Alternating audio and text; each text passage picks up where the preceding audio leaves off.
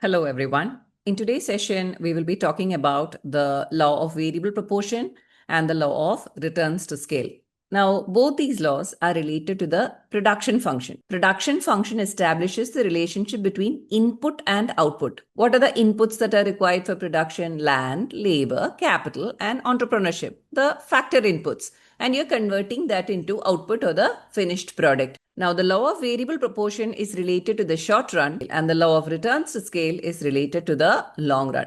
So you might wonder what short run and long run is. Let's start from that. So like I said, we have got factors of production. There is land, there is labor, and machines is nothing but capital. Now, in the short run, we cannot go and purchase land. And maybe the machinery costs, say, 10 lakh rupees. We cannot all of a sudden go and purchase this machinery. So there are certain fixed factors in the short run. That is, their quantity cannot be changed. Now coming to labor.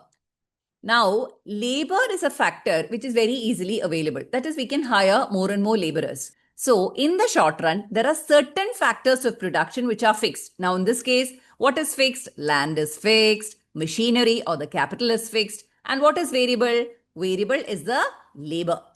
So if we have to increase production, can we purchase more land? No, not possible, because in the short run land is fixed. Can we purchase more machinery? No, not possible. Again, in the short run machinery is fixed. Can we increase labor? Yes, we can increase labor. So in the short run, it is only labor which is variable or which can be increased to increase the production. So that was a case of short run. Now in the long run, we can purchase more land. We can purchase more machinery or we can increase the capital and labor. As it is, we could increase even in the short run. So in the long run, all the factors are variable. That is, we can purchase more land, we can purchase more machinery, we can hire more laborers if we have to increase the production. So we can say that short run is a period in which at least one factor is fixed. Now, in this case, two factors are fixed, that is land and machinery or the capital. If at least one factor is fixed, then we call that time period short run. And what is long run? It is a period in which all the factors of production are variable. That is, we can increase land, we can increase capital, we can increase labor. So that's the time period when all the factors are variable. Now coming to the law of variable proportion. So first we should know the meaning of certain terms. So the first term that you need to know is total product or TP. That is nothing but the total quantity of output produced. So let's do a small problem. So in this case, if you see here, the first column is the quantity of labor or the variable input. And here you have the TP or the total product. That is the total quantity of output produced. So what is shown? When we have hired one laborer, then the quantity of output that could be produced is 100. And two laborers, the quantity of output is 210. Three laborers, the quantity of output is 330. So total product is nothing but the total quantity of output produced. Coming to the next term, or average product. What is average product? Average product is given by the formula total product divided by units of variable factor. So in the first case, you have the total product as 100 and the quantity of labor or the units of variable factor is 1. So what is 100 divided by 1? That's 100 again. So we get the average product of the first row as 100. Now coming to the second row. What is the total product? It is 210. What is the quantity of labor or the units of variable factor? It is 2. So as per the formula of average product, you have total product divided by units of variable factor. So 210 divided by 2, we get the AP as 105. Now coming to the third row, TP is 330 divided by 3, you get the AP as 110. Now coming to the third term, that is marginal product or MP. So marginal product is nothing but change in total product by using one more unit of the variable input. So when we employed one laborer, that is from 0 to 1, how much did the total product increase? It increased from 0 to 100. So the marginal product is also 100. Now coming to the second row. When the quantity of labor increased from 1 to 2, the total product increased from 100 to 210. So what is the marginal product? It is 210 minus 100, or it is 110. Now coming to the third row, when the quantity of labor increased from 2 to 3, the total product increased from 210 to 330. So what is the marginal product? It is change in total product. So it is 330 minus 210, or the marginal product works out to 120. So marginal product is nothing but change in total product by using one more unit of variable input. Now, if we have to write it as a formula, marginal product of the nth unit is total product of the nth unit minus total product of n minus 1th unit. So if you see here, marginal product of the third unit is total product of the third unit, that is 330, minus total product of n minus 1th unit, or the second unit, which is 210. So you get the marginal product as 120. So that is this formula of marginal product. Now, the peculiar feature of this question is the quantity of labor is consecutive. That is, it has increased only by 1 unit at a time. In the second question, what do you see? The quantity of labor has increased from 1 to 5. Please note that it is not increased by 1 unit, but it is a big jump from 1 to 5. So first, let's calculate the average product. Average product is pretty easy. We apply the formula. Average product is total product divided by units of variable factor. So in the case of the fifth laborer, the average product is total product is 525 divided by units of variable factor is 5. So what is the average product? It is 105.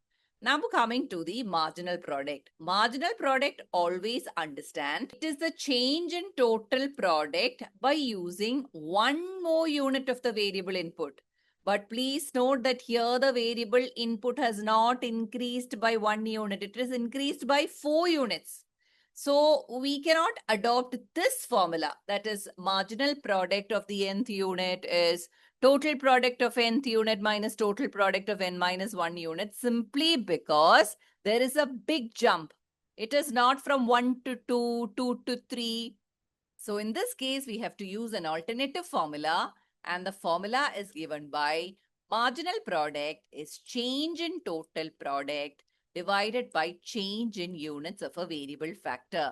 So in this case, what is the change in total product? Total product has changed from 100 to 525. So what is the change?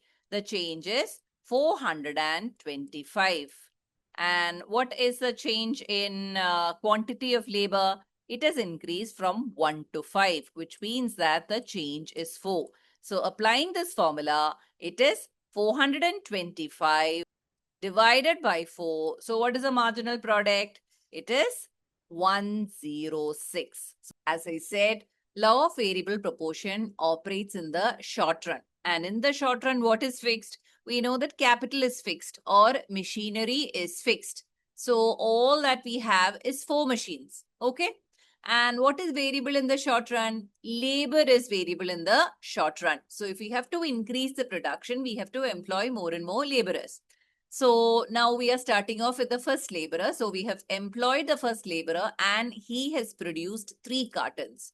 Okay. So definitely the marginal product or the additional product. What is the additional product? When we employed 1 more laborer, it is 3. So marginal product has increased. And the total product is again, the total quantity produced again 3 cartons. So total product has also increased. Now we are employing the second laborer. So once we employed the second laborer, the machinery gets more and more effectively utilized, because initially there was just 1 laborer and he couldn't manage all the machinery. So when 2 laborers were employed, the production will increase at a very high scale.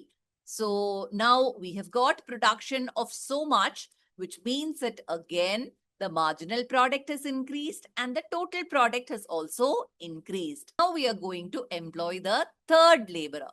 Third laborer, again, the fixed assets. What are the fixed assets? the machinery is getting more and more effectively utilized, that the production is scaling up to such a high extent. So again, the marginal product is also increased and the total product is also increased. Now, in the short run, we know that in order to increase the production, all that we can do is employ more and more laborers. Why? Because in the short run, the machinery is fixed. So now we are employing the next laborer, one after the other, one after the other. And then finally, we reached a stage where we have employed so many laborers. So now what is happening? The machinery is fixed. We have got just 4 machines. So this number of laborers is just sufficient to utilize the machinery, which means that at this stage, the number of additional units that each laborer can produce will not increase to that extent. Okay. Now, in the initial stages, it increased at a very high pace simply because the fixed factor, so the machinery, was getting more and more effectively utilized. But now, at this stage, that is the 4th stage, we have reached at the optimum level. That is, the laborers are just sufficient to manage all the machinery. So, marginal product will reduce. Marginal product will reduce means, see, in this case, the 3rd laborer, maybe he had produced, say, 5 cartons, okay? But as and when we employ more and more laborer, the additional laborer might be able to produce just 1 carton additionally. So marginal product is reduced from 5 to 1, right? So that is why we are saying that marginal product is reduced. But definitely it is positive. That is, 1 is a positive number. So since it is a positive number, the production has increased. So that is why they are saying that the total product has increased. So though marginal product has dropped from 5 to 1, since it's a positive figure, that is 1 is a positive figure, total production or the total product will increase. Now we are again and again employing more and more laborers, and we have reached to such an extent where it is getting overcrowded. See, there are so many laborers and actually we don't need so many laborers, and they are getting in between each other, that in this stage what happens is the total production actually reduces. Why? Because so many number of laborers are not required for these machines. Only 4 machines are there.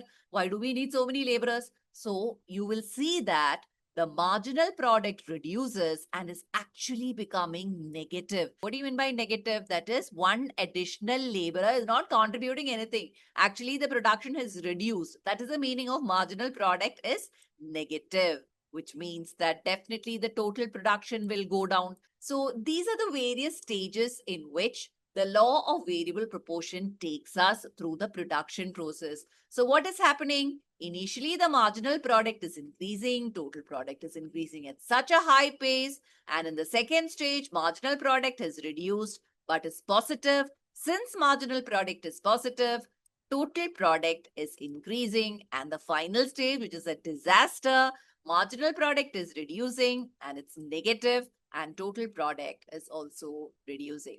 Now we will connect this picture with the graph. Let's take a look. This is the graph of variable proportion that we have to be really thorough. If you see here, there are 3 curves. This one is the average product curve, AP. This one is the marginal product curve, or the MP. And the top one, this is the TP, or the total product. Law of variable proportion is divided into 3 stages. This is stage 1, which ends here. This is stage 2, which ends here. And the last stage, which is stage 3. So let's see what's happening in stage 1. Stage 1 is known as the stage of increasing returns. So what have they said? Marginal product is increasing. Yes, if you see here, marginal product is increasing and is maximum at F. See, this is the point F, which is known as the point of inflection. So if you see here, marginal product is maximum at point F. Then TP or the total product is increasing at an increasing rate. What do you mean by increasing at an increasing rate? It is increasing at a fast pace. We saw in the picture that as and when we employ more and more laborers, the machines are getting effectively utilized, that the total product is increasing at a very fast pace. Then what happens? The laborers reaches the optimum capacity. That is, there are sufficient number of laborers to operate all the machines. But in this stage, what happens is, that is after the point of inflection, if you see here from F, MP reduces. See, the marginal product curve is reducing, but it stays positive. That is, it is above the x-axis. Whenever the marginal product is above the x-axis, it means that MP is positive. So whenever the marginal product or the additional product that an additional laborer contributes, it's a positive figure, naturally the total product will increase.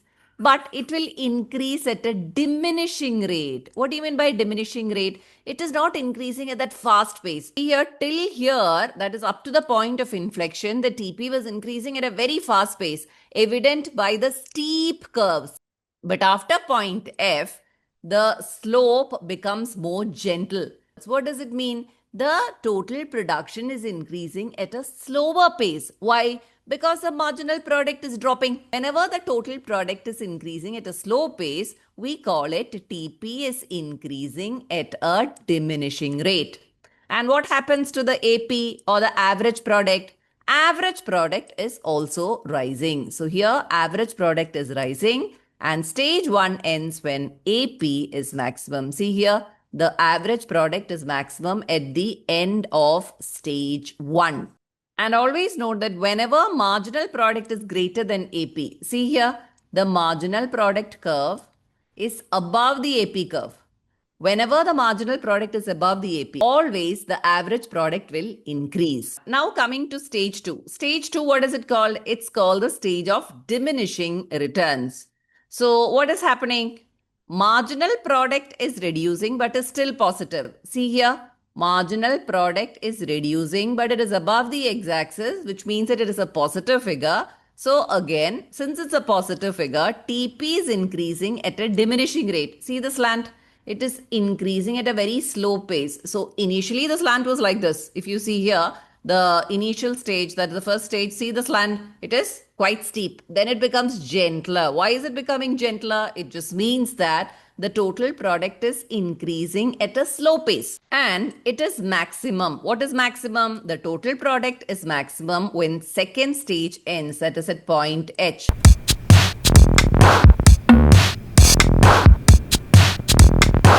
And what about AP? Average product also reduces. Average product also reduces. At the end of this stage, M. What is M? M is here. See, M is here.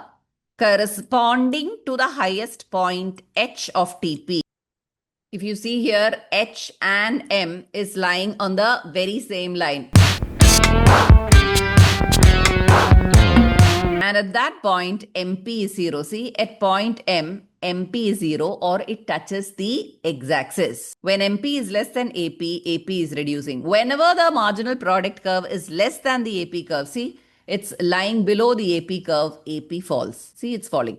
Now coming to the last stage or stage 3, that's a stage of negative returns. I said it's a disaster stage. So what's happening? MP is negative. See here, MP has gone below the x-axis. So marginal product is a negative figure, say -5. The production should reduce. So if you see here, TP is reducing. See here, TP is reducing in stage 3. And what about AP? AP is also reducing. AP will always reduce whenever the marginal product is less than AP. Now, why is it happening like this? Why is the curve this way? The logic is, as more variable factors are added, the fixed factors are effectively utilized. I showed you the picture. As and when we employ more and more laborers, our 4 machines are getting effectively utilized. So in the initial stages, the total production will increase. But subsequently, what happens in the last stage?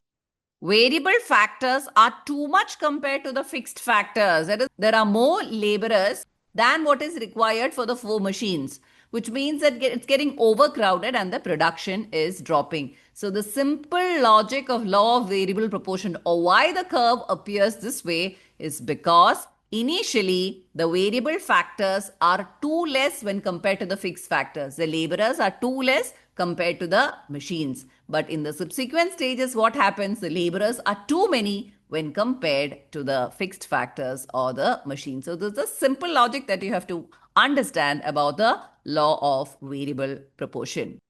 Now, one thing that is super important is the relationship between the AP curve and the MP curve. I'll give you a very simple example to illustrate this. Let's take your marks. Now, suppose you have got mathematics, you've got 90 marks. So what is your total marks?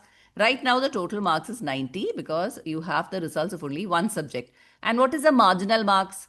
Marginal marks is the additional marks that you got. Since you've got only one subject, so the marginal marks or the additional marks that you got is 90. And what is the average marks? Average marks is nothing but the total marks divided by number of subjects. So the total marks is 90 and the number of subjects that we have got is just 1. So the average marks is also 90. Now coming to the second subject. Now we have got the results of science. And you've got excellent marks for science. You've got 100 on 100. So what is the total marks now? The total marks now is 90. That's the mark of the first subject plus 100. So you've got a total marks of 190. And what is the marginal mark or what is the additional mark that you got just now? The marginal mark is the additional mark of science that you got. It is 100. And what about the average mark? Average mark is total mark, that is 190 divided by 2 subjects. Now we've got the marks of 2 subjects divided by 2, or the average marks is 95. This is the key thing. Earlier your average was just 90, okay? But when the next mark came or the marginal mark, the additional mark is greater than the previous average. What is the marginal mark? It's 100 and it is greater than the previous average of 90. What happened to the average? Average increased. So always put in your mind, when the marginal marks is greater than your previous average, the average will rise up. Now coming to the next mark. Social, you've got very low marks, 50 marks. So what is your total marks now? It is 190 present total plus an additional 50. So your total marks is 240. So your marginal marks, that's the additional marks that you got just now, that's also 50. And what about the average marks? Average mark is your total mark of 240 divided by 3 because you've got the marks of 3 subjects. So what is your average mark? 80. When your marginal mark is less than your previous average, what happened to your new average? It reduced. So again, put in your mind, when the marginal is less than the average, average will drop. So this is the only thing that you have to understand about the relationship between marginal and average. When marginal is greater than your previous average, then the average rises. When the marginal mark is less than your previous average, then the average drops. What is happening here? When marginal product is greater than average product, AP rises. See here, marginal product curve is lying above the AP curve. So what is happening? AP is rising. And when marginal product is less than AP, see here, marginal product is less than AP, then what happens to AP? AP falls. See here, the AP falls. And when MP is equal to AP, see this point, AP is maximum. So this is the logic about the marginal and the average product. With this, we end the law of variable proportion. Now moving on to the law of returns to scale. The returns to scale, it operates in the long run. What do you mean by long run? In the long run, all the factors are variable. That is, we can purchase more land, we can purchase more machinery, we can increase the laborers. We can segregate the law of returns to scale into 3 stages. The first stage is the increasing returns to scale or the IRS. The second stage, the constant returns to scale or the CRS. And the third stage, the decreasing returns to scale or the DRS. Now coming to stage 1. What is happening in stage 1? When you increase the inputs by say 10%, then the outputs will increase by more than 10%. Or as a general statement, we could say that when the output increases in a greater proportion than the increase in inputs. And why is it happening like this? The logic is simple. It is because of economies of scale. So what do you mean by economies of scale? Now, take the case of Ambani. Now, Ambani might be using the best technology. So, definitely with a smaller amount of input, he could have higher production. And he might have the best of the managers. That is, there will be specialization. That is, there'll be an HR manager, there'll be a production manager who is specialized in their work. So that's the meaning of economies of scale. With large scale production, you get this technical efficiency and you get this managerial specialization, wherein even a small amount of input addition will cause a massive increase in the output. Now, moving to the second stage, or the CRS. Now, in CRS, what's happening is if you increase inputs by 10%, then outputs also increase by exactly the same amount, around 10%. So, as a general statement, we can say that output increases in the same proportion as inputs. Now, coming to the last stage, or the decreasing returns to scale. Here, what happens if you increase inputs by 10%, then the increase in outputs is less than 10%. Or we can say that output increases in a lesser proportion than increase in inputs. Now, what is the logic behind this stage? The logic behind this stage is diseconomies of scale. And what do you mean by diseconomies? That's exactly the opposite of economies. Now, I said the case of Ambani. It is not very easy to manage a business empire like Ambani's. What will happen is there will be miscommunication because there are so many departments, so many managers. There could be miscommunication. There could be managerial inefficiency. Too many managers could also lead to trouble. There might be conflicts. There might be lesser coordination. So that is the meaning of diseconomies of scale. So that is the reason for the decreasing returns to scale. With this, we wind up the session. Let's have a quick recap before we wind up.